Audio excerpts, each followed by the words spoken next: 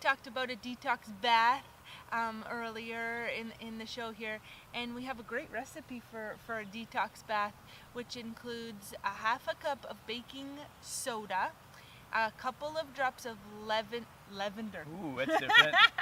Get your lavender in. Lavender essential oil, so a couple drops of those, and a couple tablespoons of Himalayan bath salts. Now, the Himalayan bath salts are great for detoxifying the body, so it helps loosen up those muscles, and it actually helps release the toxins that build up. It releases them out of our body. Now, when it's a detox bath, you want to make sure the temperature is slightly uncomfortably hot.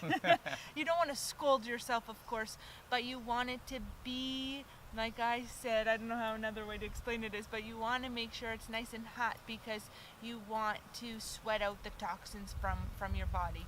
So that's how you can tell if it's hot enough, is if you're sweating when you get out of the bathtub. You should be sweating afterwards, and those are toxins that will continue to release after you get out of the bath. Mm-hmm.